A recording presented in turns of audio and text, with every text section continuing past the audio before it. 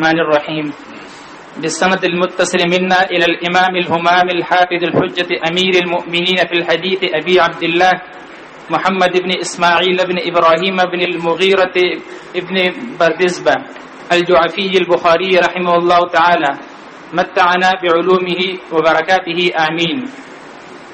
قال حدثنا موسى بن إسماعيل قال حدثنا قال کے اوپر جزم کیسے آ گیا؟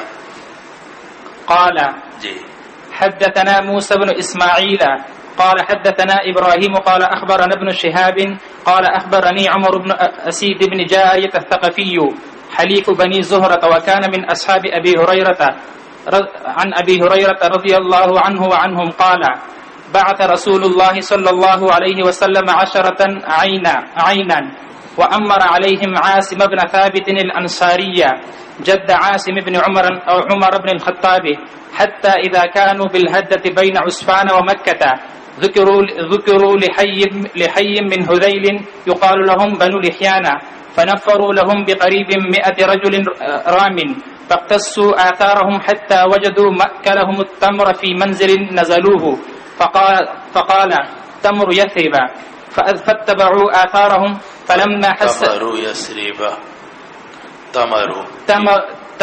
تمر يثرب فاتبعوا آثارهم فلما حس بهم عاصم وأصحابه لجوا إلى موزع فأحاط بهم القوم فقالوا لهم انزلوا فأعطوا بأيديكم ولكم العهد والميثاق ألا نقتل منكم أحدا فقال عاصم بن ثابت أيها القوم أما أنا فلا أنزل في ذمة كافر ثم قال اللهم أخبر عنا نبيك فرموهم بالنبل فقتلوا عاصما ونزل إليهم 3 نفر على العهد والميثاق منهم خبيب وزيد بن دثنة ورجل آخر فلما استمكنوا منهم أطلقوا أوتار قسيهم فربطوهم بها قال الرجل الثالث هذا أول الغدر والله لا أصحبكم إن لي بهؤلاء أسوة يريد القتل فجرروه وعالجوه فأبى أن يصحبهم فانطلق بخبيب وزيد بن الدثنة حتى باعوهما بعد وقعة بدر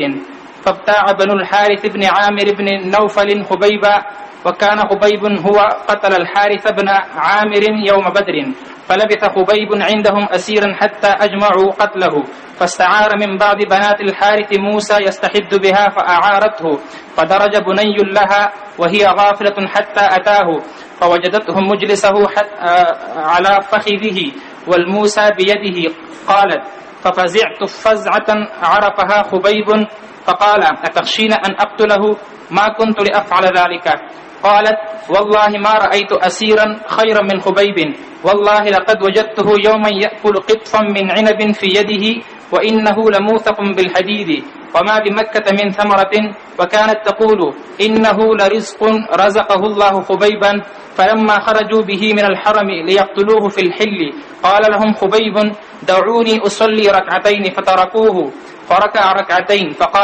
فقال والله لولا أن تحسبوا أن ما بي جزع لزدت ثم قال اللهم أحصهم عددا واقتلهم بددا ولا تبقي بددا بھی صحیح ہے لیکن بددا زیادہ بہتر ہے جی واقتلهم بددا ولا تبق منهم أحدا ثم أنشأ يقول فلست أبالي حين أقتل مسلما على أي جنب كان في الله مسرعي وذلك في ذات الإله وإن يشأ يبارك في أوصال الشلو ممزعي ثم قام إليه أبو سروعة عقبة بن الحارث فقتله وكان خبيب هو السن لكل مسلم قتل صبرا الصلاة وأخبر أصحابه يوم أصيبوا وبعث ناس من قريش إلى عاصم بن ثابت حين حدثوا أنه قتل أن يؤتوا بشيء منه يعرف وكان قتل رجلا عظيما من عظمائهم فبعث الله لعاصم مثل الظلة من الدبر فحمته من رسلهم فلم يقدروا أن يقطعوا منه شيئا وقال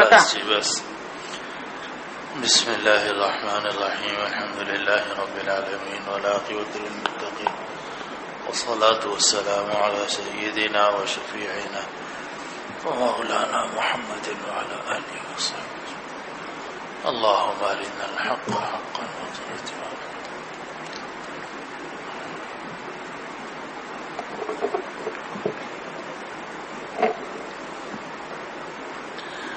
باب چل رہا ہے کہ باب فضل من شہید بدرا، یہ باب ہے ان لوگوں کی فضیلت کے بیان میں کہ جو غزوہ بدر کے اندر شریک ہوئے۔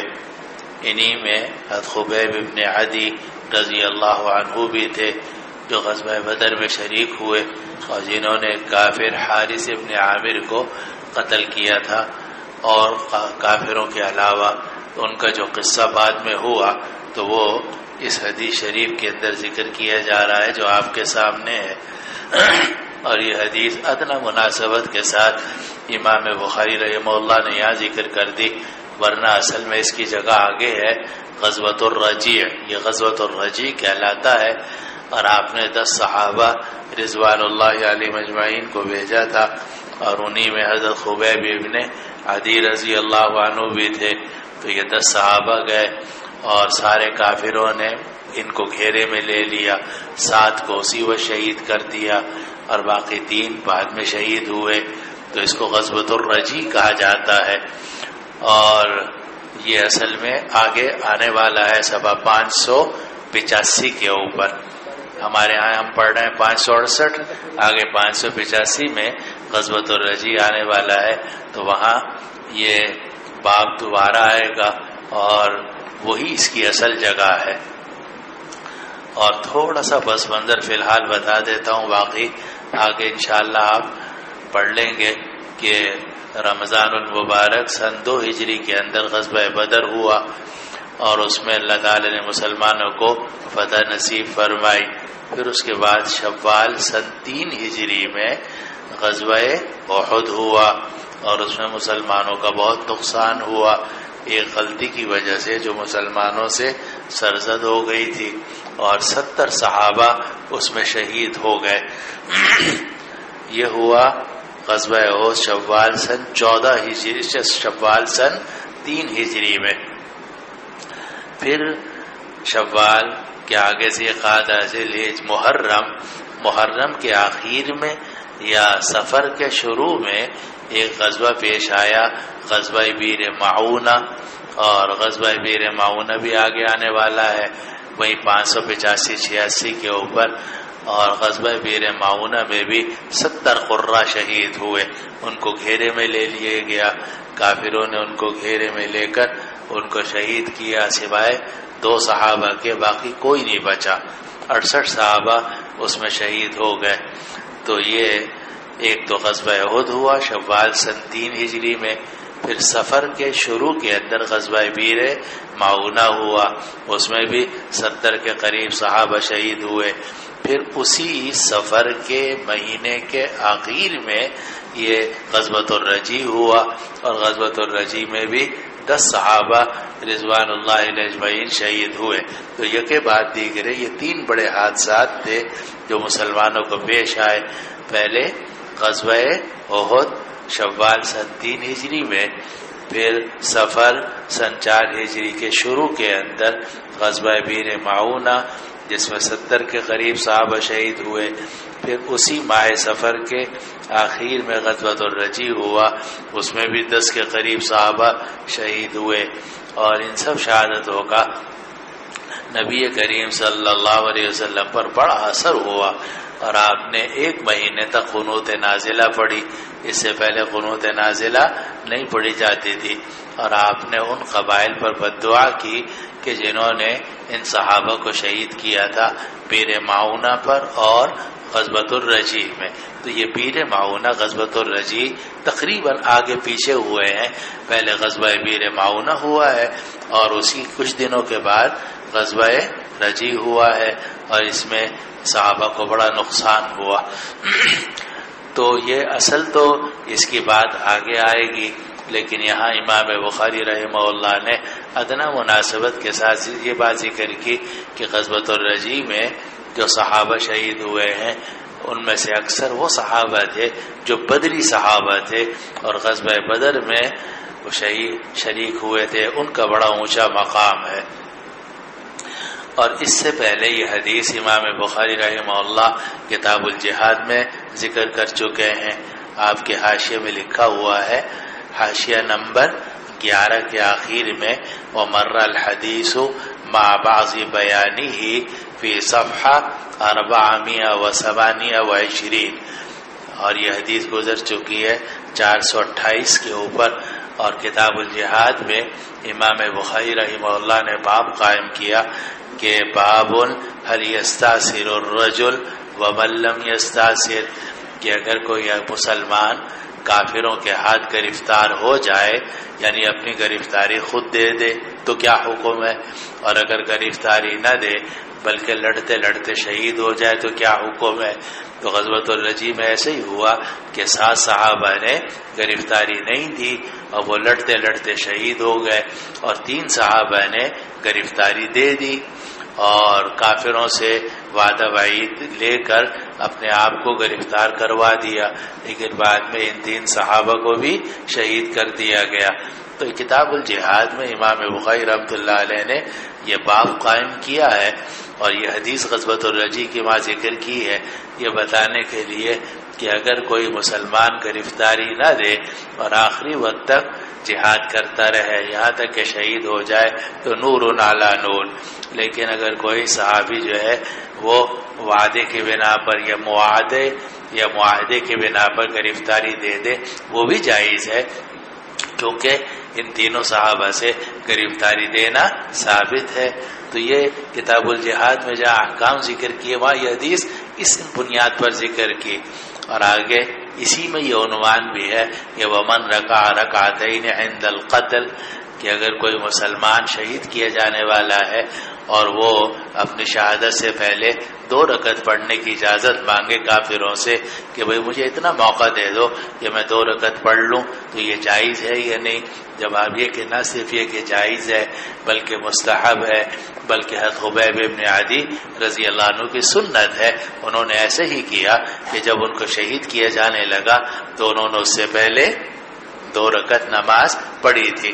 بلکہ ہر آدمی کا اگر کسی آدمی کو پتا ہے کہ میری موت کا وقت قریب آ گیا ہے اور میں اللہ تعالیٰ کے پاس جانے والا ہوں تو اگر غسل ہو سکتا ہے تو غسل کر لے، غسل نہیں ہو سکتا تو وضو کر لے، اچھے کپڑے پہن سکتا ہے تو اچھے کپڑے پہن لے اور 2 رکعت نماز پڑھ لے، پھر اس کے بعد خوشی خوشی آخرت کی طرف روانہ ہو جائے، اللہ تعالیٰ کے دربار میں چلا جائے. تو خبیب ابن عدی رضی اللہ عنہ نے یہ سنت جاری کی کہ شہادت سے پہلے انہوں نے 2 رکعت نماز پڑھی. تو یہ سنت ہے حضرت خبیب ابن عدی رضی اللہ عنہ کی. اور اصحابی کا نجوم فبأیہم اقتدیتم اہتدیتم، اور یہ مستحب ہے کہ آدمی کو اگر اپنی شہادت کا یقین ہو جائے تو 2 رکعت پڑھ لے تو بہتر ہے. یہ تو پس منظر ہم نے آپ کو بتا دیا، اور حدیث کا سارا ترجمہ آپ آرام ایک ایک کر کے اب شروع کر لیتے ہیں. یہ روایت نقل کی حدثنا موسیٰ بن اسماعیل قال حدثنا ابراہیم قال اخبرنا ابن شہاب الزہری قال اخبرنی عمر بن اسید بن جاریہ الثقفی. عمر بن اسید ابن جاریہ الثقفی حلیف بنی زہرہ، یہ اصل میں بنو ثقیف سے تعلق رکھتے تھے، لیکن بعد میں انہوں نے اپنا قبیلہ چھوڑ کر بنو زہرہ میں چلے گئے اور وہاں ان سے ولاء الموالات کر لی، تو ان کو پھر زہری بھی کہا جانے لگا. تو یہ ثقفی بھی ہیں اور زہری بھی ہیں، تو اصل نسب کے اعتبار سے یہ ثقفی ہیں اور ولاء الموالات کے اعتبار سے یہ زہری ہیں. تو عمر ابن اسید سے روایت ہے، اور عمر ابن اسید جو تھے یہ ابو ہریرہ رضی اللہ عنہ کے صحابہ میں تھے، اور انہوں نے روایت کی حضرت ابو ہریرہ رضی اللہ عنہ سے کہ رسول اللہ صلی اللہ علیہ وسلم نے 10 حضرات کو بھیجا عین کے طور پر. عین جو ہے لفظی ترجمہ آنکھ کا ہوتا ہے، لیکن عربی زبان کے اندر عین بولا جاتا ہے اور اس کا معنی مجازی بھی مراد لیا جاتا. مولانا ہر جگہ معنی حقیقی مراد نہیں ہوتا، یہ آپ لوگ دماغ سے نکال لو. تو بعض جگہ معنی حقیقی مراد ہوتا ہے، بعض جگہ معنی مجازی مراد ہوتا ہے. تو عین اور عیون بولا جاتا ہے، اور مراد اس سے جاسوس ہوتا ہے، کیونکہ جاسوس کا زیادہ کام جو ہے وہ آنکھ سے ہوتا ہے یا کان سے ہوتا ہے، لیکن آنکھ سے زیادہ ہوتا ہے، اس لیے عشرتن عینن کا مطلب یہ ہے کہ یہ 10 صحابہ بھیجے گئے جاسوسی کے لیے، لیکن یہ روایت معارض ہے دوسری روایات کے۔ سبحانک اللہم وبحمدک اشہد ان لا الہ الا انت استغفرک واتوب الیک۔ اب یہاں تو روایت یہی ہے، لیکن غالباً جو کتاب الجہاد میں یہ روایت آئی ہے 428 پر،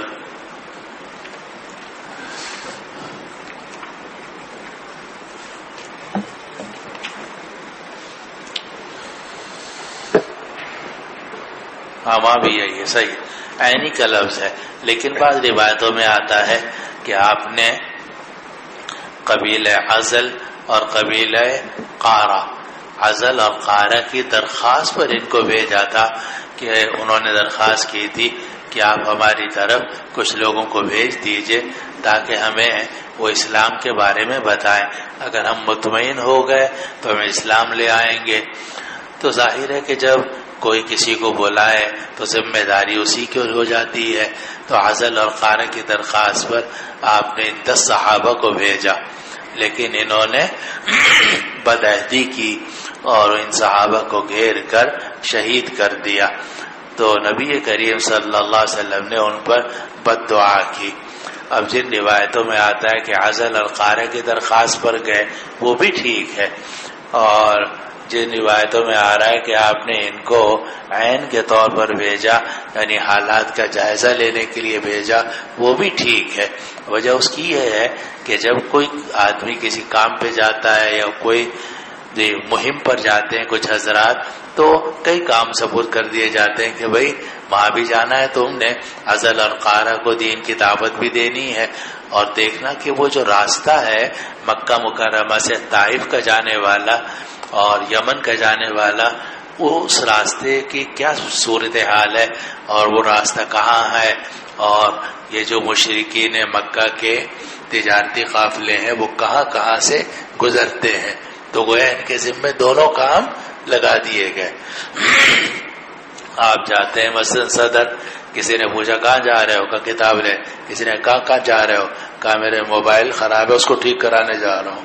اب ہو سکتا ہے کہ دونوں کام صحیح ہو، یہ بھی کام تھا وہ بھی، ہو سکتا ہے تیسرا کام ہو، کسی کو آپ نے ایک کام بتا دیا کہ میں اس کے لیے گیا، دوسرا، تو ایک ہی مہم میں 2 3 4 5 کام انسان جمع کرتا ہے تاکہ وہ سفر نافع بن جائے۔ پتہ نہیں آواز آ رہی نہیں آ رہی، ہم بھی یہی کرتے ہیں، اگر کبھی شہر جانا ہوتا ہے تو پہلے بہت سارے کام جمع کر لیتے ہیں، کاغذ پہ لکھ لیتے ہیں، ایک ایک کر کے کرتے چلے جاتے ہیں۔ تو جن روایتوں میں آ رہا ہے کہ آپ نے عین بنا کر بھیجا وہ بھی ٹھیک ہے، اور جن روایتوں میں آ رہا ہے کہ عزل اور قارہ کی درخواست پر آپ نے اسلام کی دعوت کے لیے بھیجا وہ بھی ٹھیک ہے۔ تو عشرتن عینن، آپ نے 10 لوگوں کو بھیجا جو عین تھے، یعنی جاسوسی کر رہے تھے، یعنی وہ جو تجارتی قافلوں کا راستہ تھا اس کا جائزہ لینے کے لیے۔ وَأَمَّرَ عَلَيْهِمْ عاصم بن ثابت الانصاری، اور آپ نے ان پر امیر بنایا حضرت عاصم ابن ثابت الانصاری رضی اللہ عنہ کو، اور یہ جد عاصم ابن عمر ابن الخطاب، اور یہ عاصم ابن عمر ابن الخطاب رضی اللہ عنہ کے نانا تھے۔ یہاں جد سے مراد جد صحیح نہیں ہے بلکہ جد فاسد ہے، یعنی نانا مراد ہے۔ تو یہ جو عاصم ابن ثابت الانصاری رضی اللہ عنہ جو غزوۃ الرجی کی مہم میں امیر تھے، یہ اصل میں عاصم ابن عمر ابن الخطاب کے نانا ہے، اور اس طریقے سے کہ عمر فاروق نے ان کی والدہ سے شادی کی تھی اور اس سے یہ پیدا ہوئے تھے، تو اس طریقے سے عاصم ابن ثابت کی بیٹی سے شادی کی تھی، کس نے؟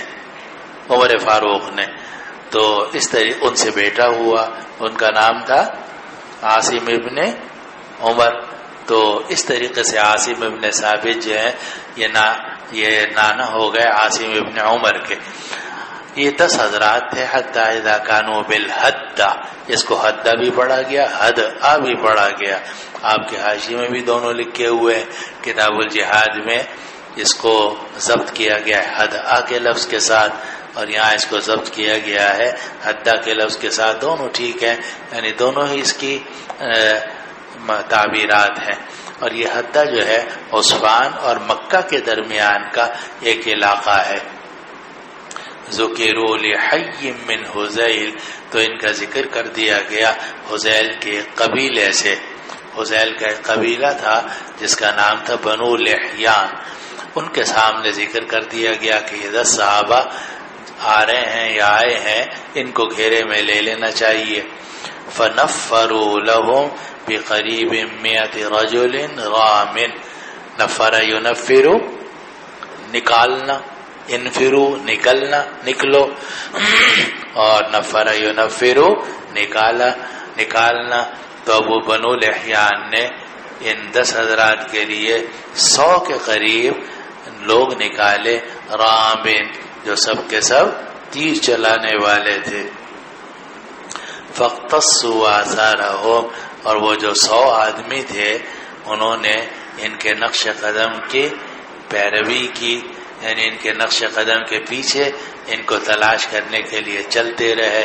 حتی وجدوه مأکلهم التمر فی منزل نزلوه، یہاں تک کہ انہوں نے پایا کہ انہوں نے کھجوریں کھائی تھیں ایک جگہ پر جہاں یہ 10 صحابہ اترے تھے. تو یہ ایک جگہ میں اترے تھے 10 صحابہ، وہاں کھجوریں کھائی تھی. جب کھجوریں کھائی تھی تو گٹھلیاں پڑی ہوئی تھی، تو ان کو اندازہ ہوا کہ اچھا یہ تو مدینے کی گٹھلیاں ہیں. پہچانتے تھے وہ، کیونکہ مکہ مکرمہ میں تو کھجور ہوتی نہیں تھی، اور گٹھلیوں سے وہ اندازہ کر لیتے تھے کہ یہ گٹھلیاں کون سے کھجور کی ہیں اور کس علاقے کی معلوم ہوتی ہیں. تو 100 آدمیوں نے جب وہاں پہنچے دیکھا گٹھلیاں ہیں. گٹھلیاں کا مطلب یہ ہے کہ یہاں کھجوریں کھائی گئی ہیں، اور کھجوریں تو ہوتی تھیں مدینہ منورہ میں. اس کا مطلب یہی وہ لوگ ہیں جو مدینہ سے آئے ہیں. فقالوا تمر یثرب، تو ان لوگوں نے کہا کہ یہ تو یثرب کی کھجوریں ہیں. اور اگر فقالہ ہو تو بھی ٹھیک ہے، ایک نے کہا اور سب نے اس کو قبول کر لیا. فاتبعوا آثارهم، اب یہ لوگ ان کے پیچھے پیچھے چلے. فلما حس به عاصم واصحابه، جب حضرت عاصم ابن ثابت الانصاری رضی اللہ عنہ اور ان کے ساتھیوں نے ان کو محسوس کیا، ان کو اندازہ ہوا کہ 100 آدمی ہمارے تعاقب کر رہے ہیں، اب ہم آہستہ آہستہ وہ ہمارے قریب آ رہے ہیں. تو جب عاصم ابن ثابت نے ان کے بارے میں احساس کیا، لجو الی موضع، تو انہوں نے پناہ حاصل کی ایک جگہ کی طرف. اب یہاں تو موضعین ہے، لیکن آگے آپ دیکھیں گے لجو الی فدفد لفظ آ رہا ہے فد کا، اور فد کہتے ہیں چھوٹے ٹیلے کو.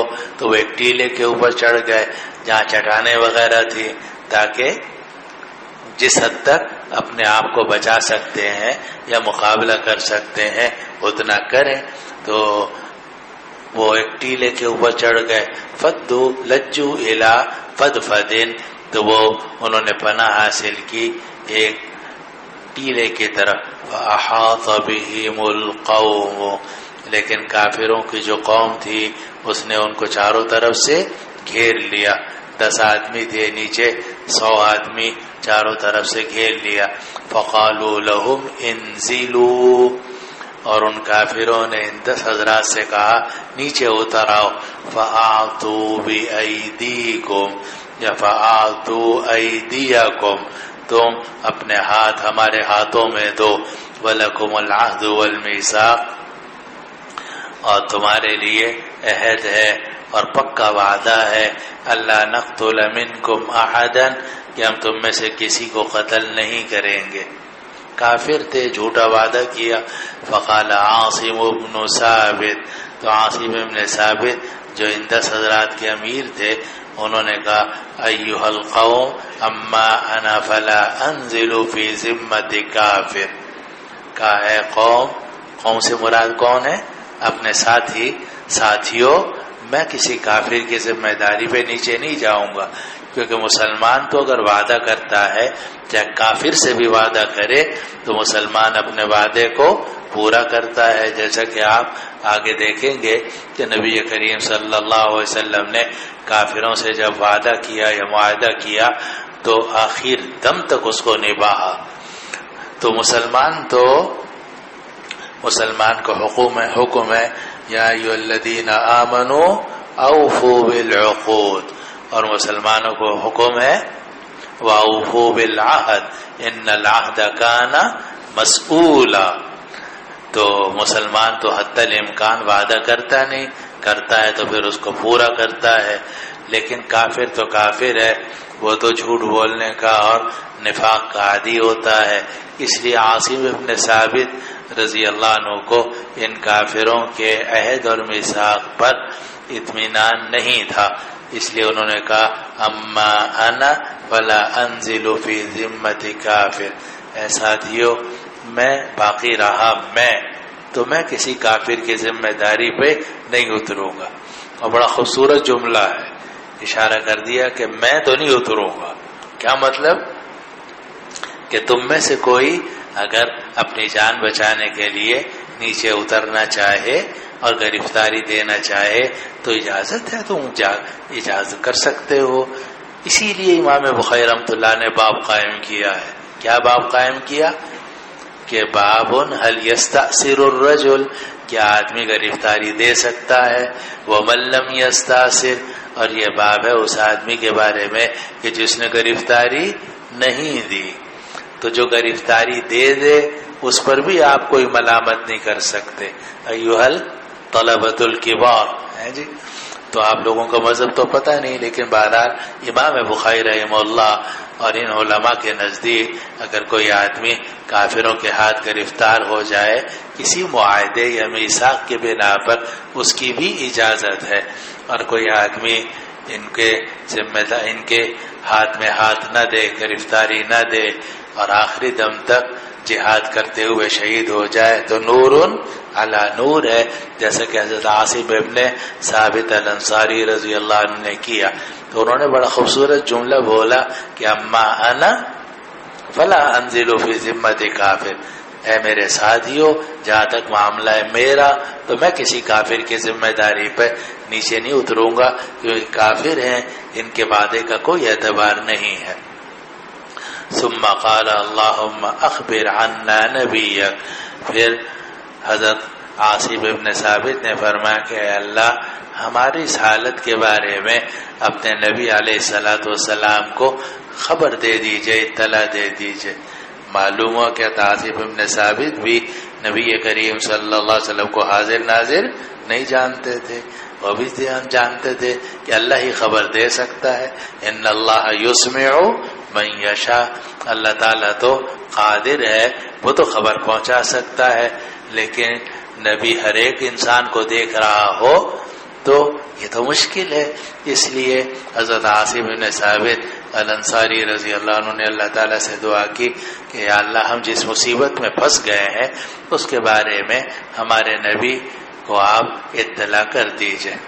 فرموہم بالنبل، اب ان سب نے، ان کافروں نے ان 10 کے اوپر تیر برسانے شروع کیے۔ فقتلوا عاصما واصحابہ، خود لگا لو، تو انہوں نے عاصم ابن ثابت کو بھی شہید کر دیا اور ان کے ساتھ جو 6 مزید حضرات تھے یعنی کل 7 ان کو شہید کر دیا۔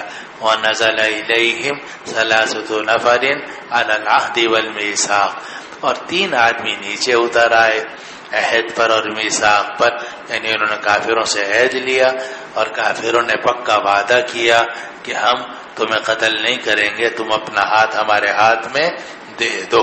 تو یہ 3 حضرات نیچے اتر آئے، ان میں ایک خبیب ابن عدی تھے، دوسرا زید بن الدسنہ تھے اور تیسرے عبداللہ ابن طارق تھے۔ 3 حضرات تھے، خبیب ابن عدی، اور زید بن الدسنہ ورجل آخر، اور رجل آخر یہ آپ کے حاشیہ نمبر 9 میں آخر میں لکھا ہوا ہے قولہ رجل آخر هو عبد اللہ ابن طارق. حاشیہ پڑھا کرو مولانا، حاشیہ بین السطور، کتاب حل کرو، ادھر ادھر مت پھیرا کرو زیادہ، کاپیوں میں اور تقریروں کا کوئی اتنا فائدہ نہیں ہے، اصل کتاب حل ہونی چاہیے. تو یہ جو 3 حضرات تھے یہ کافروں سے وعدہ لے کر نیچے اتر آئے. فَلَمَّا اسْتَمْكَنُوا مِنْهُمْ، جب ان کو ان 3 حضرات پر قدرت ہو گئی. استمکن یستمکنو، استمکان جگہ بنا لینا، مکان طلب کرنا، جگہ بنا لینا. یعنی جب ان 3 حضرات پر ان کافروں کو نے جگہ بنا لی، یعنی قدرت حاصل ہو گئی. اطلقوا اوتار قسیہم، تو انہوں نے ان کی کمانوں کی جو تانتیں تھی ان کو کھول دیا. ان تینوں حضرات سب کے پاس کمان تھی، اور کمان کی تانت ہوتی ہے، تانت وہ جو نیچے جس پہ رکھ کے تیر چلاتے ہیں تو وتر کہتے ہیں، اور وہ وتر بڑی مضبوط ہوتی ہے. تو انہوں نے انہی کی کمانوں کی تانت کھول کر ان کے ہاتھ پاؤں باندھنے شروع کر دیے. اطلقوا اوتار قسیہم، ان لوگوں نے، کافروں نے ان کے کمانوں کی تانت کھول دی. فربطوہم بہا، اور ان کو ان تانتوں کے ساتھ باندھ دیا. قال الرجل الثالث، تو جو تیسرے آدمی تھے عبداللہ ابن طارق رضی اللہ عنہ، انہوں نے کہا هذا اول الغدر، یہ پہلی بدعہدی تم کر رہے ہو. تم نے تو کہا تھا کہ امان ہے، اور تم تو ہمارے ہاتھ پاؤں اس طریقے سے باندھ رہے ہو کہ ہم کوئی اپنا دفاع ہی نہ کر سکیں. اس کا مطلب ہے کہ تمہارے ارادے خطرناک ہیں. واللہ لا اصحبکم، خدا کی قسم میں تمہارے ساتھ نہیں جاؤں گا. ان لی بہؤلاء اسوۃ، مجھے ان لوگوں میں بڑا نمونہ ہے، جو لوگ شہید ہو گئے ہیں یہی میرے لیے اسوہ حسنہ ہے. یرید القتل، اور ہؤلاء سے ان کی مراد کون تھی؟ وہ 7 شہداء جو شہید ہو چکے تھے. فجرروہ، تو ان کافروں نے عبداللہ ابن طارق کو کھینچا، گھسیٹا. وعالجوہ، اور بہت کوشش کی ان یصحبہ، کہ عبداللہ ابن طارق ان کے ساتھ چلے ٹانگوں پر، لیکن فابا ان یصحبہم، لیکن اس عبداللہ ابن طارق رضی اللہ عنہ نے ان کے ساتھ جانے سے انکار کر دیا. فانطلق فقتلوہ، یہاں تو نہیں لکھا، لیکن جہاد، کتاب الجہاد میں جو روایت ہے اس میں صاف لکھا ہوا ہے فقتلوہ. تو انہوں نے حضرت عبداللہ ابن طارق رضی اللہ عنہ کو بھی شہید کر دیا. اس لیے اس طرح شہید کتنے ہو گئے؟ 8. فانطلق بخبیب وزید بن دسنہ، تو اب لے جایا گیا حضرت خبیب ابن عدی کو اور زید ابن دسنہ کو، حتی باعوہما بعد وقعت بدر، اور جا کر انہوں نے ان دونوں حضرات کو مکہ مکرمہ میں بیچ دیا. حضرت خبیب ابن عدی اور زید ابن دسنہ یہ دونوں بدری صحابی ہیں، اور اسی ادنا مناسبت کی وجہ سے امام بخاری رحمہ اللہ نے یہاں غزوہ بدر کے اندر ان دونوں کا ذکر کیا ہے کہ زید ابن دسنہ کو خریدا امیہ ابن خلف کے بیٹے صفوان نے. وہی امیہ ابن خلف جس کا ذکر موٹا جو اس کا ذکر پیچھے گزرا. تو جو اصل امیہ ابن خلف کو قتل کرنے والے تھے وہ زید ابن دسنہ تھے، اور یہ زید ابن دسنہ انصاری صحابی ہیں. تو امیہ ابن خلف کو جب پتہ چلا کہ ہمارے باپ کا جو قاتل ہے وہ بک رہا ہے، تو انہوں نے صفوان ابن امیہ، بعد میں صفوان ابن امیہ بھی مسلمان ہو گئے تھے فتح مکہ کے بعد، اور صفوان ابن امیہ بھی بڑے لیڈروں میں. جب امیہ ابن خلف مر گیا تو صفوان ابن امیہ جو تھا وہ کافروں کا سردار بنا، بعد میں فتح مکہ کے بعد اللہ تعالیٰ نے ان کو صحابی بنایا رضی اللہ عنہ وارضا. لیکن اس وقت میں تو وہ کافر تھے، تو انہوں نے اپنے باپ کے قصاص کی خاطر زید ابن دسنہ کو خریدا اور اپنے باپ کے قصاص میں ان کو قتل کر دیا. اسی طرح یعنی شہید کر دیا. اسی طرح خبیب ابن عدی کو خریدا حارث ابن عامر کے بیٹوں نے، اور حارث ابن عامر کو خبیب ابن عدی نے غزوہ بدر میں قتل کیا تھا. تو ان کو ایک دوسرے کو معلوم تھا کہ کس نے کس کو قتل کیا ہے. تو جب یہ دو حضرات مکہ مکرمہ میں جا کر بیچے گئے، اور اس سے معلوم ہوا کہ جو بنو لحیان نے ان کو گرفتار کرنے کی کوشش کی تھی، اس کا مقصد بھی ان سے پیسے کمانا تھا کہ ان کو ہم پکڑ لیں گے، جا کر اہل مکہ کے ہاتھ فروخت کر دیں گے، تو وہ اپنے اپنے مقتولین کے بدلے میں ان کو قتل کر دیں گے، تو ہر آدمی کے ہمیں اچھے پیسے مل جائیں گے. تو 8 صحابہ تو نہیں گئے، لیکن خبیب ابن عدی اور زید ابن دسنہ یہ دو گرفتار ہو گئے تھے. ان دونوں کو لے جایا گیا. فانطلق بخبیب وزید ابن دسنہ، تو خبیب ابن عدی اور زید ابن دسنہ کو لے جایا گیا. حتی باعوہما بعد وقعت بدر، یہاں تک کہ ان کافروں نے یعنی بنو لحیان نے ان دونوں کو بیچ دیا جبکہ بدر کا واقعہ ہو چکا تھا. فابتاع بنو الحارث ابن عامر ابن نوفل خبیبا وکان خبیب هو قتل الحارث ابن عامر یوم بدر. خبیب ابن عدی نے حارث ابن عامر کو بدر والے دن قتل کیا تھا. تو حارث ابن عامر کے بیٹوں نے خبیب کو خرید لیا. فلبث خبیب عندهم اسیرا، اور خبیب ان کے پاس گرفتار ہو کر ٹھہرے رہے. کچھ عرصے وہ گرفتار رہے، گھری میں انہوں نے ان کو باندھ کے رکھا. حتی اجمعوا قتلہ، یہاں تک کہ انہوں نے پکا ارادہ کر لیا کہ اب ہم اسے شہید کریں گے. حتی اجمعوا کا مطلب پکا ارادہ کر لینا. فاجمعوا امرکم ثم اتوا صفا، قرآن مجید میں اپنے معاملے کا پکا ارادہ کر لو. تو حتی اجمعوا قتلہ، یہاں تک کہ انہوں نے خبیب ابن عدی کو شہید کرنے کا پکا ارادہ کر لیا. جب ان کو اندازہ ہوا، باتوں سے انہوں نے اندازہ کر لیا کہ ابھی میں شہید ہونے والا ہوں، تو انہوں نے یہ چاہا کہ میں اپنے جسم کی صفائی کر لوں، بال صاف کر لوں، غسل کر لوں، کپڑے صاف ستھرے پہن لوں. اور پھر آگے آئے گا انہوں نے کافروں سے اجازت لے کر 2 رکعت نماز پڑھی. اسی پر امام بخاری رحمۃ اللہ علیہ نے باب قائم کیا کہ باب من سن رکعتین عند القتل، کہ اگر کوئی مسلمان شہادت کے وقت 2 قتل پڑھے تو یہ سنت ہے، یعنی مستحب ہے، سنت ہے حضرت خبیب ابن عدی کی. تو یہاں روایت میں یہ آ رہا ہے کہ جب انہوں نے ان کے شہادت کا پکا ارادہ کر لیا، فاستعار من بعض بنات الحارث، تو انہوں نے حارث ابن عامر کی بیٹیوں میں سے کسی بیٹی سے مستعار لیا. فاستعار کی ہوا ضمیر راجع ہے خبیب کی طرف، اور حارث ابن عامر کی بیٹیوں میں سے بعض بیٹیوں سے مستعار لیا. موسیٰ ماسا یا موسو مومنا، موسیٰ کہتے ہیں اس طرح کو. تو انہوں نے حارث ابن عامر کی بیٹیوں سے کسی بیٹی سے کہا کہ مجھے اس طرح دے دو تاکہ میں بغلوں وغیرہ کے بال صاف کر سکوں. یستحد بہا، تاکہ اس کی دھار استعمال کر لوں.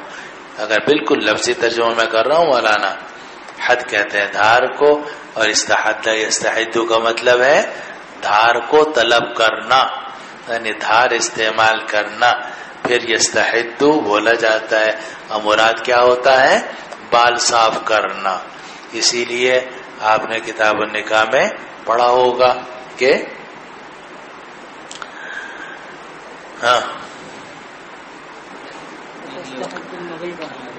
حتی تمتشط الشعیث وتستحد المغیبہ. تو وہ تستحد المغیبہ، تو تستحد کا معنی ہے کہ وہ عورت جس کے شوہر گئے ہوئے ہیں وہ بال صاف کر لے. تو استحد یستحد استعداد کے معنی ہوتے ہیں بال صاف کرنا. تو یہ ہے معنی مجازی. ہر جگہ معنی حقیقی مراد نہیں ہوتا، اکثر جگہوں میں معنی مجازی ہی مراد ہوتا ہے.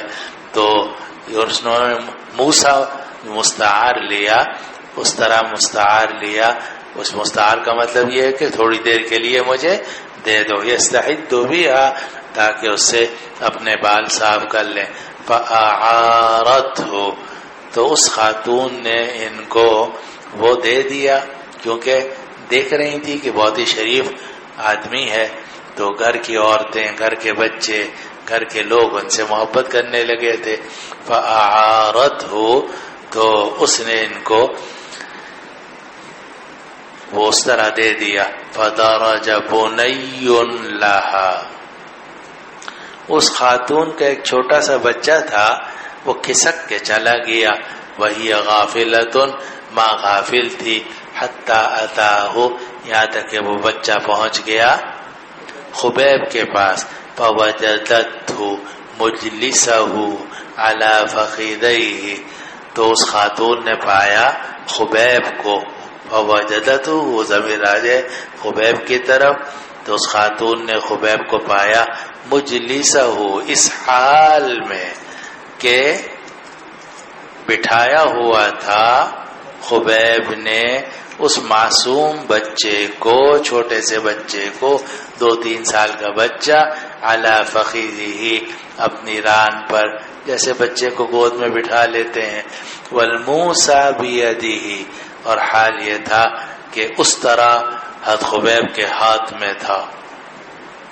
قالت، تو وہ خاتون کہنے لگی ففزعت فزعتا، میں گھبرا گئی ایسی گھبراہٹ. عرفہا خبیب، کہ وہ گھبراہٹ خبیب نے بھی پہچان لی. میری تو جان ہی نکل گئی کہ میرا بچہ خبیب کے ہاتھ میں ہے، ہم اس کو شہید کرنے والے ہیں اور بچہ اس کے قبضے میں ہے، اور اس طرح اس کے ہاتھ میں ہے، اور وہ ذرا سی گردن اگر کاٹنا چاہے آرام سے کاٹ سکتا ہے. اس لیے فزعت فزعتا، میں گھبرا گئی ایسی گھبراہٹ. عرفہا خبیب، کہ خبیب نے اس گھبراہٹ کو پہچان لیا. فقال، تو خبیب نے کہا اتخشین ان اقتلہ، کیا تم یہ ڈر رہی ہو کہ میں اس معصوم بچے کو قتل کر دوں گا؟ ما کنت لافعل ذلک، میں ایسا نہیں ہوں کہ یہ کام کروں. اس زمانے میں جو مجاہدین ہوتے تھے احکام شریعہ کی پیروی کرنے والے ہوتے تھے، وہ جذبات پہ نہیں چلتے تھے، اللہ رسول کے احکام پہ چلتے تھے. اسی لیے جب وہ جہاد کرتے تھے تو نبی کریم صلی اللہ علیہ وسلم نے حکم دیا ہوا تھا لا تقتلوا شیخا فانیا ولا امرأة ولا ولیدا. کتاب الجہاد کو تو ابھی کھول کے دکھا دیتا ہوں. آپ حکم دیتے تھے کہ کسی عورت کو قتل مت کرنا، کسی بچے کو قتل مت کرنا، اور کسی شیخ فانی، بڈھا، بہت بڈھا ہے جو جنگ میں نہیں شریک ہے، اس کو مت قتل کرنا. چنانچہ صحابہ کبھی بھی بچوں کے اوپر، معصوم بچوں کے اوپر ہاتھ نہیں اٹھاتے تھے. عورتوں اور بوڑھے یا جو معذور لوگ ہیں، ہسپتال میں پڑے ہوئے ہیں، ان پر ہاتھ نہیں اٹھاتے تھے، کیونکہ جہاد جو ہوتا ہے وہ اپنے ٹکر کے لوگوں سے ہوتا ہے. اور جو عام لوگ ہوں جو لڑائی میں شریک نہیں ہیں، بچے ہیں، شیخ فانی ہیں، ان پر ہاتھ اٹھانے سے، قتل کرنے سے نبی کریم صلی اللہ علیہ وسلم نے منع کیا. اب دیکھو یہ بچہ ان کے قبضے میں تھا، اگر یہ چاہتے تو 10 تعویلیں کر سکتے تھے. یہ بھی تعویل کر سکتے تھے کہ ان کافروں نے ہمارے 8 ساتھی تو پہلے شہید کر دیے ہیں، تو اگر میں ایک بچے کو قتل کر دوں تو کیا قیامت آ جائے گی. اور پھر جو سانپ ہے، سانپ کا بچہ بھی کیا ہوتا ہے؟ سانپ ہوتی. سب آپ کے دلائل ہیں ماننا جو میں دے رہا ہوں ہے جی. تو سانپ کا بچہ بھی سانپ ہی ہوتا ہے، اور بچھو کا بچہ بھی بچھو ہی ہوتا ہے. اس لیے اس کو قتل کرنا جائز ہے. اس لیے خبیب ابن عدی کو یہ بھی پتا تھا کہ تھوڑی دیر میں خود مجھے بھی شہید کیا جانے والا ہے، تو اگر میں پہلے قصاصاً ان کے ایک بچے کو قتل کر دوں تاکہ عمر بھر یہ غصے کی آگ میں جلتے رہے تو کتنا اچھا ہوگا. انشاءاللہ دین کی حفاظت ہوگی، اعلاء کلمت اللہ ہوگا. تو یہ سارے دلائل وہ بھی بیان کر سکتے تھے جو آپ حضرات بیان کرتے ہو، لیکن اس زمانے میں یہ اس طرح کی تعویلات نہیں چلا کرتی تھیں. یہ سچے صاف ستھرے لوگ ہوتے تھے، تو نبی کریم صلی اللہ علیہ وسلم نے جو حکم دے دیا اس کی پیروی کرتے تھے. اس لیے خبیب ابن عدی نے صاف فرمایا اتخشین ان نقتلہ، کیا تم یہ ڈر رہی ہو کہ میں اس بچے کو قتل کر دوں گا؟ ما کنت لافعل ذلک، میں یہ کام کرنے والا نہیں ہوں. استاد جی ایک سوال ہے. کہاں جی استاد جی یہ اپنی جان بچانے کے لیے اس کو ڈھال تو بنا سکتے تھے یا تم بنا سکتے ہو؟ صحیح ہے، تمہارے لیے سب جائز ہے. میں بات کر رہا ہوں شریعت کی اور صحابہ کی. تمہارے لیے تو سب کچھ جائز ہو چکا ہے. قالت واللہ ما رأیت اسیرا خیرا من خبیب، وہ خاتون کہتی ہے اللہ کی قسم میں نے کوئی قیدی ایسا نہیں دیکھا جو خبیب سے بہتر ہو. وہاں بھی اس زمانے میں قیدی لائے جاتے تھے، اور اس زمانے میں جیلیں تو ہوتی نہیں تھی. خود مدینہ میں بھی کوئی جیل نہیں تھی، یعنی نہ مکہ میں کوئی جیل تھی نہ مدینہ میں جیل تھی. جس کو بھی گرفتار کیا جاتا تھا یا تو مسجد میں ستون سے باندھ دیا جاتا تھا جیسے کہ آگے روایتیں آنے والی ہیں، یا گھروں میں رکھ لیا جاتا تھا اور گھر والے اس کو باندھ کے رکھتے تھے، کمرے میں بند رکھتے تھے، یا جو بھی اس کے گرفتاری کا طریقہ ہوتا تھا. کھانا وانا دیتے رہتے تھے، کھانا پانی. اور جو کافر ہیں وہ تو اچھا سلوک نہیں کرتے تھے، لیکن مسلمان تو اپنے قیدیوں کے ساتھ اچھا سلوک کرتے تھے. تو اسی وجہ سے اسلام بہت تیزی سے پھیلا ہے. بہرحال اس زمانے میں بھی کوئی جیلیں تو تھیں نہیں، تو جو بھی گرفتار ہوتا تھا تو وہ گھروں میں قید ہوتا تھا. تو وہ خاتون کہتی ہیں کہ اس سے پہلے بھی بہت لوگ ہمارے ہاں گرفتار ہو کر آئے، لیکن قالت واللہ ما رأیت اسیرا خیرا من خبیب، اللہ کی قسم میں نے کوئی قیدی ایسے نہیں دیکھا جو خبیب سے بہتر ہو. واللہ لقد وجدتہ یوما، اللہ کی قسم میں نے پایا خبیب کو ایک دن یأکل قطفا من عنب فی یدہ، وہ انگور کا ایک خوشہ کھا رہے تھے جو ان کے ہاتھ میں تھا. قید میں تھے، ہو سکتا ہے کوٹری میں ہوں اور بند کیا ہوا ہو، اور لیکن فرماتی ہیں بعد میں یہ بھی مسلمان ہو گئی تھی، تو یہ کہتی ہیں کہ میں نے دیکھا کہ انگور کا خوشہ ان کے ہاتھ میں ہے اور وہ انگور کھا رہے ہیں. وَإِنَّهُ لَمُوسَقٌ بِالْحَدِيدِ، اور حال یہ تھا کہ بے شک خبیب لوہے کی زنجیروں کے ساتھ بندھے ہوئے تھے. وَمَا بِمَكَّةَ مِن ثَمَرَةٍ، اور مکہ میں یہ پھل تھا ہی نہیں اس زمانے کے اندر. ویسے بھی انگور وہاں تو ہوتا ہی نہیں تھا، انگور ہوتا تھا طائف میں، طائف سے کبھی آ گیا، لیکن مکہ میں اس وقت یہ انگور تھا ہی نہیں. اور یہ وہ بات ہے جو آپ نے شرح عقائد میں بھی پڑھی کہ کرامات الاولیاء حق، اولیاء اللہ کی کرامات برحق ہیں. تو یہ تو ولی اللہ بھی تھے، مجاہد فی سبیل اللہ بھی تھے، صحابی بھی تھے، بدری صحابی تھے رضی اللہ عنہ وارضا. تو اللہ تعالی نے انگور کے خوشہ ان تک پہنچایا اور وہ یہ کھا رہے تھے. اور حضرت تھانوی رحمۃ اللہ علیہ نے پوری کتاب لکھی ہے کرامات صحابہ، اور سب احادیث جمع کی ہیں کہ کس طرح صحابہ رضوان اللہ علیہ اجمعین کی کرامات ظاہر ہوئی ہیں. صحابہ کی بے شمار کرامات ہیں، اور ان میں سے کئی حضرت تھانوی رحمۃ اللہ علیہ نے احادیث کی کتابوں سے جمع کی ہیں. وہ آپ وہاں مشکات میں بھی پڑھ کر آئے، اور دو صحابی تھے، دونوں جا رہے تھے تو وہ ان کی جو لاٹھی تھی وہ روشن ہو گئی، اس کی روشنی میں وہ چلتے رہے. اور بھی بہت ساری کرامات ہیں. تو صحابہ کی کرامات کے مختلف واقعات ہیں، اور کرامات الاولیاء حق، هذا هو مذهب اہل السنہ والجماعہ۔ تو وہ خاتون کہتی ہیں کہ مکہ میں کوئی پھل نہیں تھا، وَكَانَتْ تَقُولُ إِنَّهُ لَرِزْقٌ رَزَقَهُ اللَّهُ خُبَيْبًا، اور وہ کہتی تھی کہ یہ رزق تھا جو اللہ تعالی نے خبیب کو عطا کیا تھا۔ فَلَمَّا خَرَجُوا بِهِ مِنَ الْحَرَمِ لِيَقْتُلُوهُ فِي الْحِلْمِ، پھر اس کے بعد یہ کافر ان کو لے گئے حرم سے تاکہ جا کر حل میں قتل کریں، کیونکہ کافر بھی حرم کو حرم سمجھتے تھے، کافر بھی اللہ تعالیٰ کو مانتے تھے، کافر بیت اللہ کو مانتے تھے، کافر طواف بھی کرتے تھے، عمرہ بھی کرتے تھے اور حج بھی کرتے تھے، اور اللہ تعالیٰ کو بھی پکارتے تھے، لیکن ساتھ ساتھ بتوں کو شریک کرتے تھے۔ اسی لیے آپ نے پڑھا ہوگا، ورنہ پڑھ لیں گے کہ جب وہ لبیک کہتے تھے تو کیا کہتے تھے؟ لبیک اللہم لبیک لبیک لا شریک لک لبیک الا شریکا لک تملکہ وما ملک۔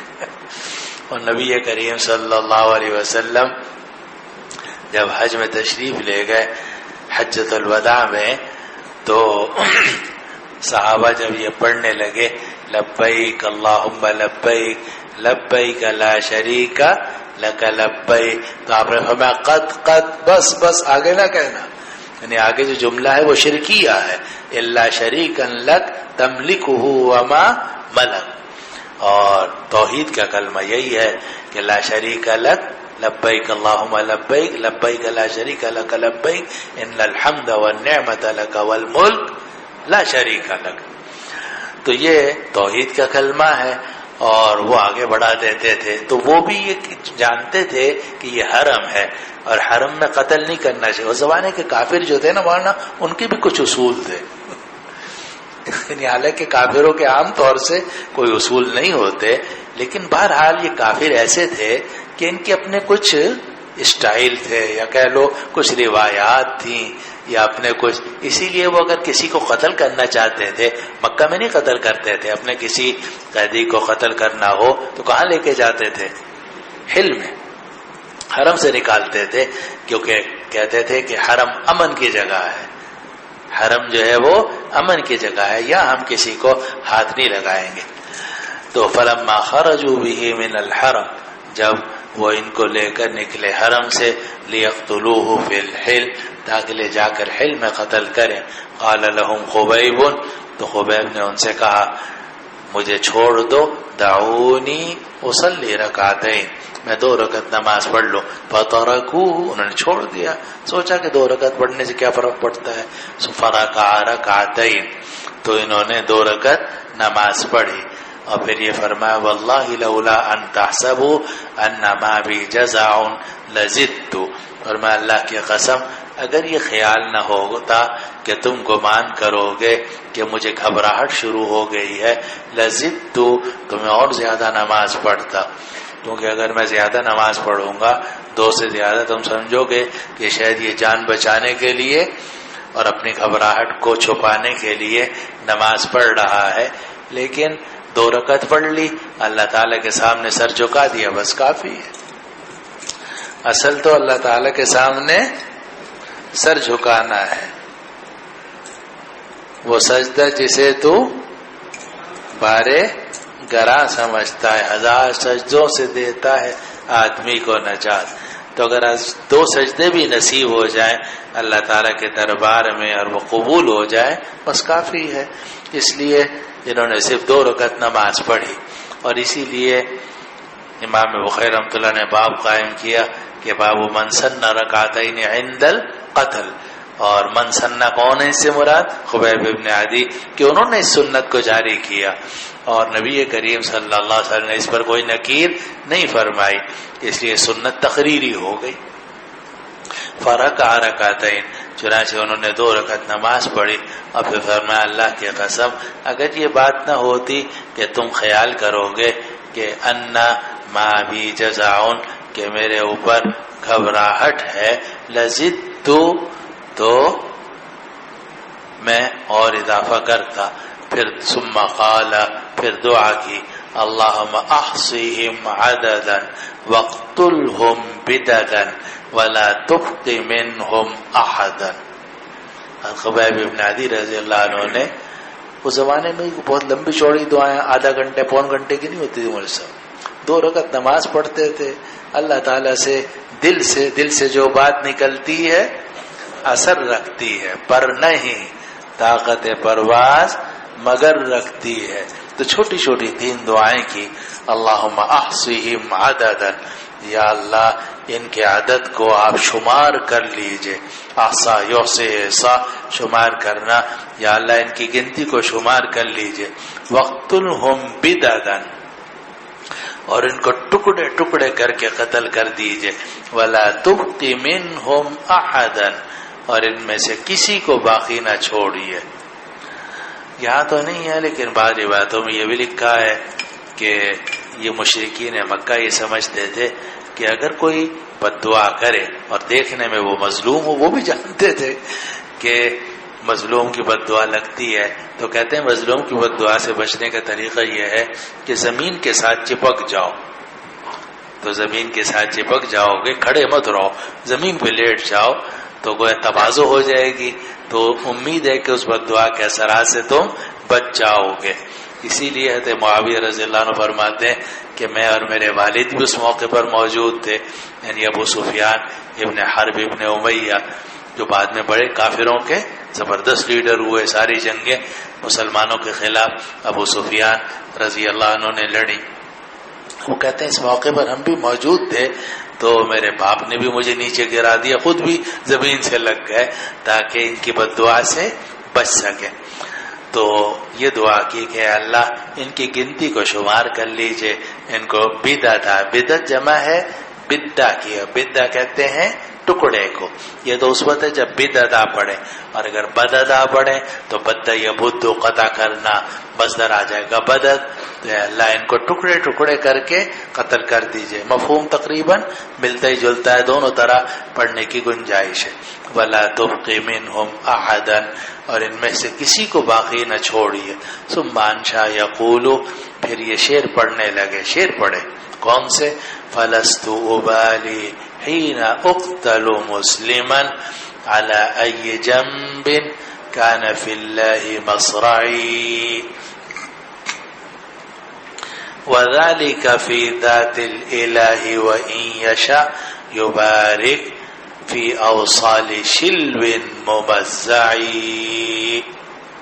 فلست ابالی حین اقتل مسلما، مجھے کوئی پرواہ نہیں ہے جب مجھے مسلمان ہونے کی حالت میں شہید کیا جا رہا ہے. علی ای جنب کان فی اللہ مصرعی، کہ کس پہلو پر اللہ کے راستے میں مجھے پچھاڑا جائے گا. یعنی اگر میری شہادت اللہ کے لیے ہے تو جب میری گردن اڑائیں گے تو میں دائیں گروں گا یا بائیں گروں گا، اس سے کیا فرق پڑتا ہے. وَلَسْتُ أُبَالِي حِينَ أُقْتَلُ مُسْلِمًا، میں کوئی پرواہ نہیں کرتا کہ جب مجھے مسلمان شہید کیا جا رہا ہے. عَلَى أَيِّ جَنْبٍ كَانَ فِي اللَّهِ مَصْرَعِي، کہ کون سے پہلو پر اللہ کے راستے میں میرا گرنا ہوگا. وَذَلِكَ فِي ذَاتِ الْإِلَهِ وَإِن يَشَاء، اور یہ تو اللہ کے لیے ہے، یہ جو شہادت ہو رہی ہے فی ذات الالہی، اللہ کی ذات کے لیے ہے، صرف اللہ تعالیٰ کی رضا کے لیے ہم نے اسلام قبول کیا، اللہ تعالیٰ کی رضا کے لیے جہاد کیا، اور اب جو شہادت ہو رہی ہے وہ بھی اللہ ہی کی رضا کے لیے ہے. وَإِن یشاء، اور اگر اللہ تعالیٰ چاہے، یبارک علی اوصال شلو ممزعی، فی بھی ہے علی بھی ہے. وَإِن یشاء یبارک علی اوصال شلو ممزعی، اگر اللہ تعالیٰ چاہے تو برکت دے سکتا ہے اس جسم کے اس حصے کے ٹکڑوں میں جس حصے کو ٹکڑے ٹکڑے کر دیا گیا ہو.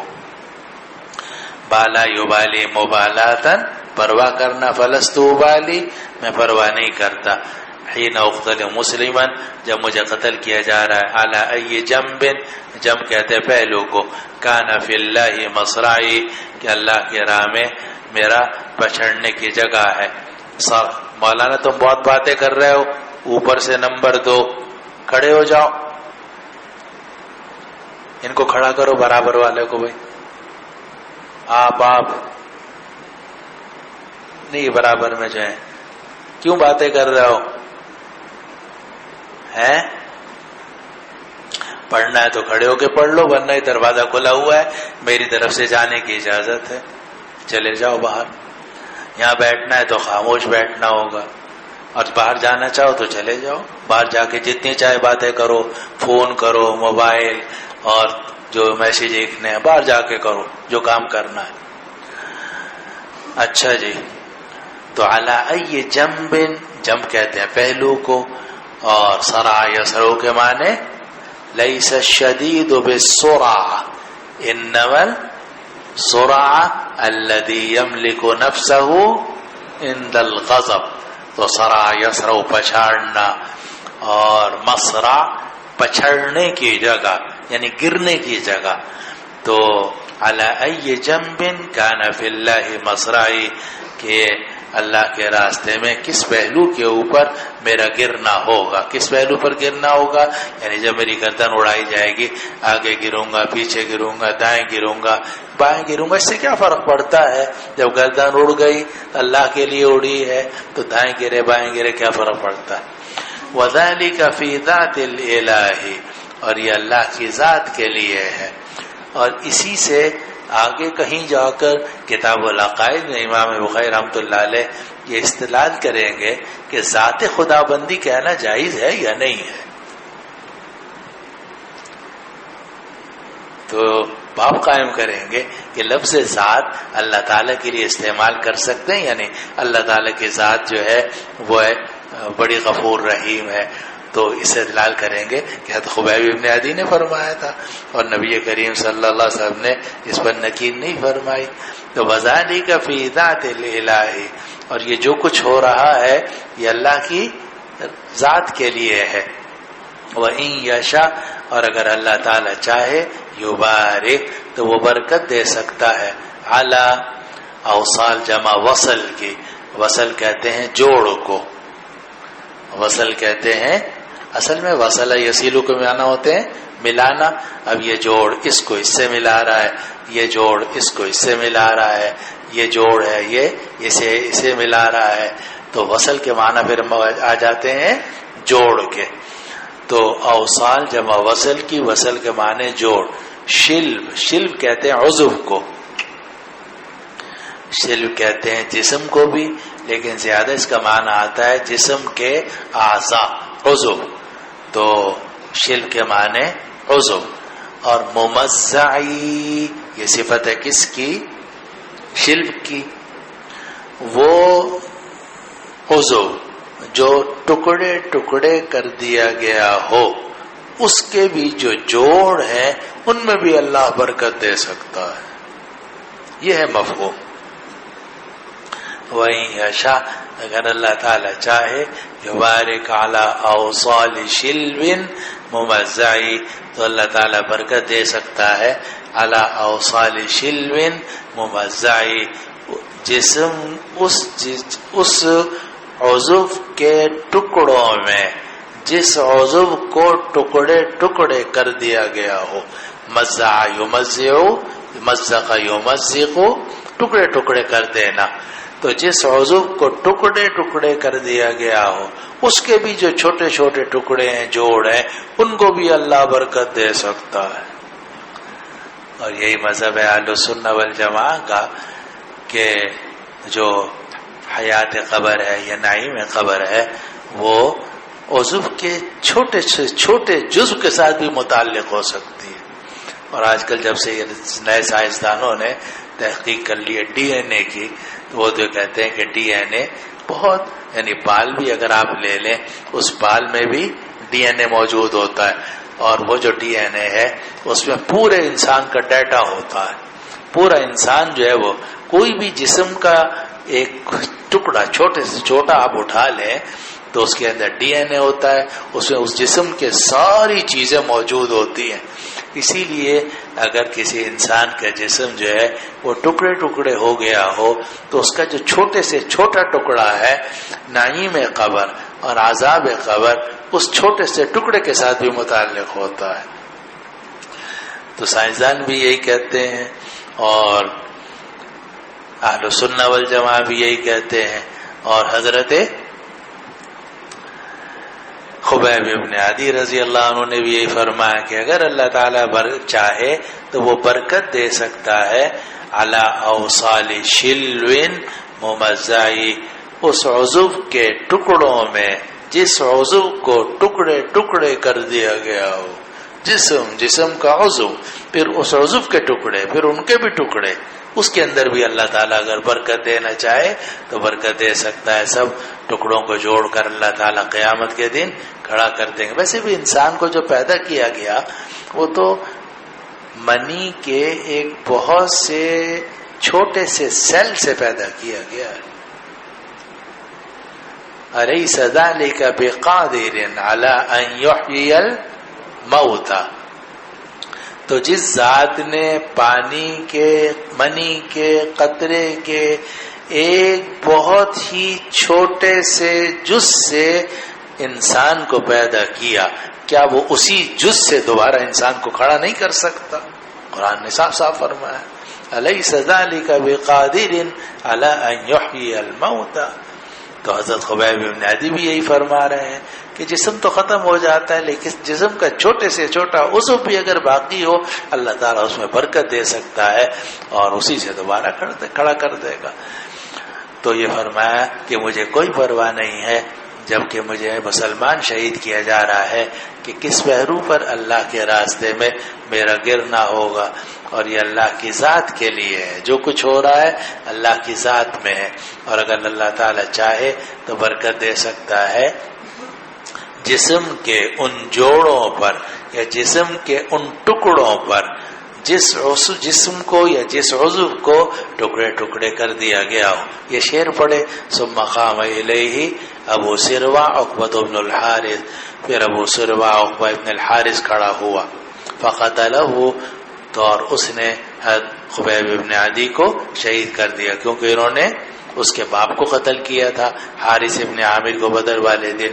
تو اس کا جو بیٹا تھا ابو سروا، اس کی کنیت تھی، نام تھا اس کا عقبۃ بن الحارث، وہ کھڑا ہوا اور اس نے حضرت خبیب ابن عدی کو شہید کر دیا. لیکن بعد میں وہ خود کہتے ہیں وہ بھی مسلمان ہو گئے تھے. عجیب ہے اسلام کی تاریخ. تو بعد میں یہ خود بھی مسلمان ہو گئے تھے تو یہ کہتے نہیں میں نے شہید نہیں کیا، میں تو بچہ تھا، میں تو اس قابل ہی نہیں تھا کہ میں شہید کر سکوں ان کو، میں تو نوعمر لڑکا تھا. تو ہوا یہ تھا کہ ایک ان کا غلام تھا ابو میسرہ العبدری، ابو میسرہ العبدری، تو اس نے نیزہ دیا ان کے ہاتھ میں، اس بچے کے ہاتھ میں جس کا نام تھا ابو سروا عقبہ ابن الحارث، اور کہا اس نیزے کو پکڑ لو. اس بچے نے پکڑ لیا اور پھر اس کی طرف سے نیزہ لے کر نیابتاً اس ابو میسرہ العبدری نے شہید کیا حضرت خبیب ابن عدی رضی اللہ عنہ کو. تو اس روایت میں آ رہا ہے کہ ابو سروا عقبہ ابن الحارث کھڑا ہوا اور اس نے حضرت خبیب ابن عدی کو شہید کیا. لیکن بعد میں وہ کہتے تھے اسلام لانے کے بعد کہ نہیں میں تو بچہ تھا، میں نے تو شہید نہیں کیا تھا، نہیں میں اس قابل بھی نہیں تھا. ابو میسرہ العبدری نے مجھے نیزہ دیا تھا، میں نے نیزے کو ہاتھ لگایا، پھر اس نے میری طرف سے ان کو شہید کیا. یہ تو ہو گیا ان کا قصہ. آگے ہے وَكَانَ خُبَيْبٌ هُوَ سَنَّ لِكُلِّ مُسْلِمٍ قُتِلَ صَبْرًا الصَّلَاةَ.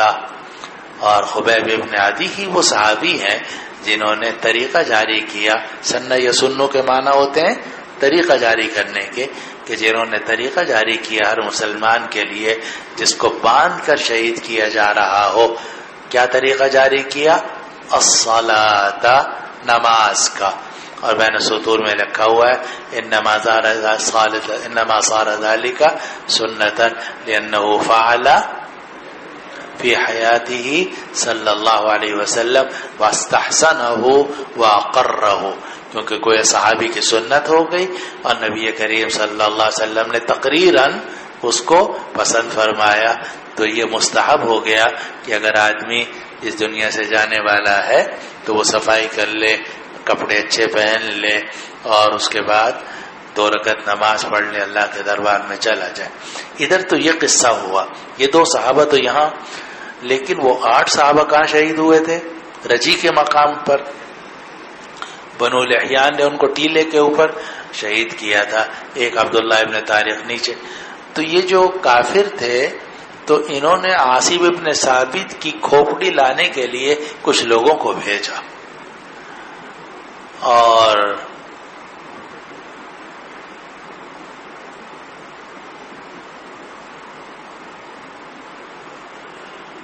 اللہ اکبر،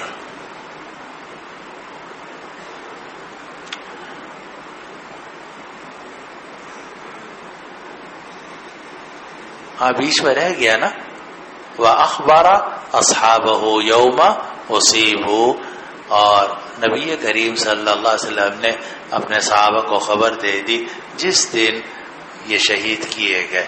گویا نبی کریم صلی اللہ علیہ وسلم کو اللہ تعالی نے بذریعہ وحی بتا دیا، اور نبی کریم صلی اللہ علیہ وسلم نے صحابہ کو بتا دیا کہ وہ جو 10 صحابہ گئے ہیں ہمارے ساتھی اس طرح شہید ہو گئے ہیں۔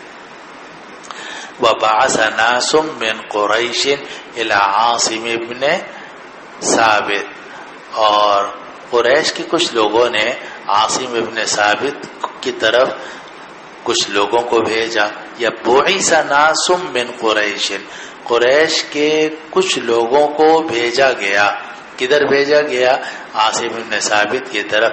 حین حدثوا انہ قتل، جب ان کو یہ بات بیان کی گئی کہ وہ شہید کر دیے گئے ہیں، ان یؤتوا بشیء منہ، کہ وہ لے کر آئیں اس کی کوئی چیز، یعرف، جس سے پہچانا جا سکے کہ یہ اسی کی ہے۔ وَكَانَ قَتَلَ رَجُلًا عَظِيمًا مِنْ عُظَمَائِهِمْ، اور حال یہ تھا کہ عاصم ابن ثابت رضی اللہ عنہ نے ان کافروں کے ایک بڑے لیڈر کو قتل کیا تھا۔ وہ بڑا لیڈر کون تھا؟ عقبہ ابن ابی معیط، بلکہ کہتے ہیں عقبہ ابن ابی معیط کی گھر والی نے یا اس کے کسی خاتون نے یہ قسم کھائی تھی کہ میں اس کے قاتل کی کھوپڑی میں پانی پیوں گی۔ تو انہوں نے کوشش کی کہ عاصم ابن ثابت انصاری رضی اللہ عنہ کی لاش کو سر کاٹ کر لایا جائے تاکہ یہ عورت اپنی قسم پوری کر لے اور اس کو تسلی ہو جائے کہ عقبہ ابن ابی معیط کے قتل کا بدلہ لے لیا گیا ہے۔ لیکن عاصم ابن ثابت رضی اللہ عنہ نے دعا کی تھی کہ یا اللہ میرے جسم کو کافروں سے بچائیے گا۔ ایک تو وہ نیچے نہیں اترے تھے، آخر وقت تک انہوں نے گرفتاری نہیں دی تھی اور عزیمت پر عمل کیا تھا۔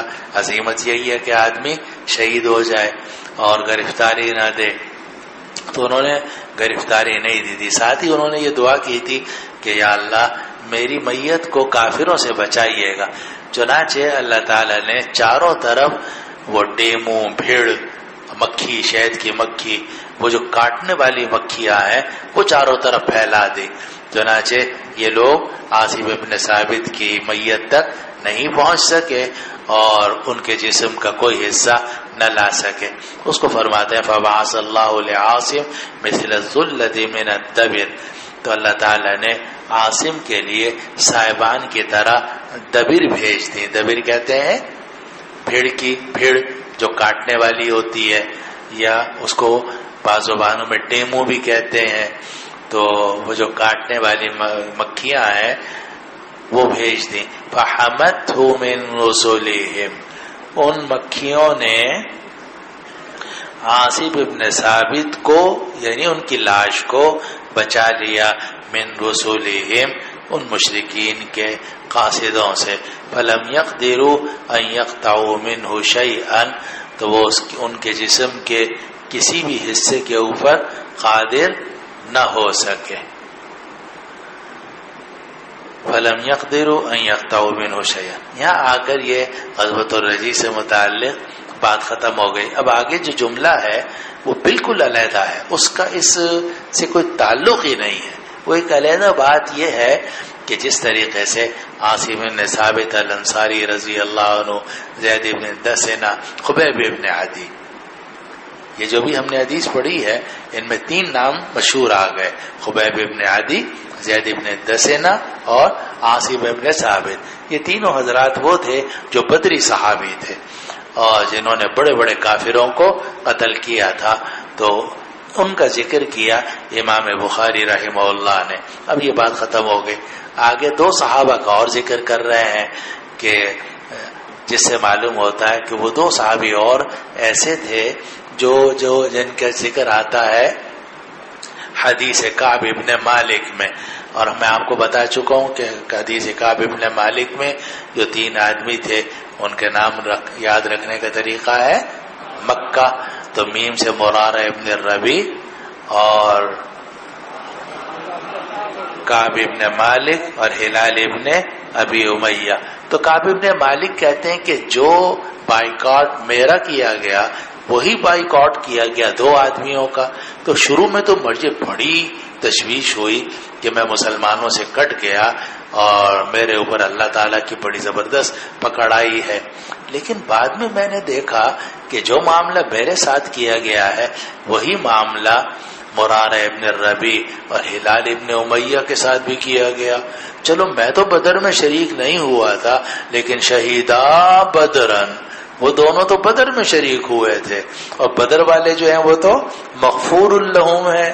تو مجھے اطمینان ہوا کہ میں اکیلے نہیں ہوں، بلکہ اس معاملے میں 2 بدری صحابہ بھی میرے ساتھ ساتھ ہیں، اس سے مجھے کچھ تسلی ہوئی۔ پڑھو جی۔ وقال وبه حدثنا قتيبة قال، نہیں پیچھے جو ہم جہاں تک ہم نے تمہیں روکا تھا اور تم رک گئے تھے پھر بھول گئے، ان کو کچھ پتہ نہیں ہے۔ وقال كعب بن مالك ذكروا مرارة رضی اللہ عنہ، وقال كعب بن مالك رضي الله تعالى عنه ذكروا مرارة بن الربيع العمرية عمرية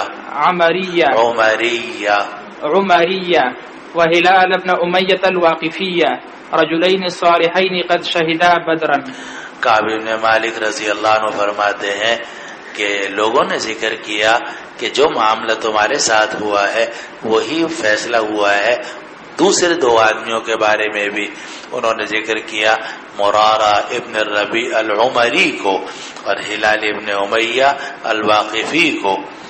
تو کعب بن مالک کہتے ہیں کہ جب انہوں نے ذکر کیا تو مجھے بڑا اطمینان ہوا، کیونکہ رجلین صالحین قد شہیدا بدرن۔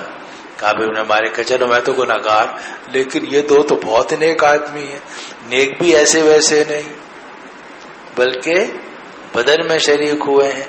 اس جملے کی وجہ سے، اس جملے کو امام بخاری رحمۃ اللہ علیہ نے حدیث کعب بن مالک سے اٹھایا ہے۔ حدیث کعب بن مالک 3 صفوں پہ پھیلی ہوئی ہے، وہاں سے اس کو اٹھایا اس ایک جملے کو اور لا کر اس کو فٹ کیا ہے باب فضل من شہیدہ بدرن کے اندر، کہ حدیث کعب بن مالک کے اس جملے سے بھی یہ بات معلوم ہوتی ہے کہ جو حضرات غزوہ بدر میں شریک ہوئے ہوں ان کا اونچا مقام ہے، اور صحابہ بھی ایسے صحابہ کی عزت کرتے تھے کہ جو غزوہ بدر میں شریک ہوئے ہوں۔ تو اس لیے فرماتے ہیں کہ کعب بن مالک نے فرمایا کہ لوگوں نے ذکر کیا مرارہ ابن الربیع العمری کے بارے میں اور ہلال ابن امیہ الواقفی کے بارے میں رجلین صالحین، اور یہ دونوں تو نیک آدمی ہیں، قد شہیدا بدرن، اور یہ دونوں بدر میں شریک ہوئے ہیں۔ تو کیا مطلب کہ جو بائیکاٹ انقطاع کا حکم مجھے دیا گیا تھا وہی حکم ان دونوں کو بھی دیا گیا، تو مجھے اطمینان ہوا کہ ان کی مغفرت ہو جائے گی، ان کو جناب ان کی سزا معاف ہو جائے گی، تو امید ہے کہ ان کے طفیل میری بھی سزا معاف ہو جائے گی۔ واللہ سبحانہ و تعالی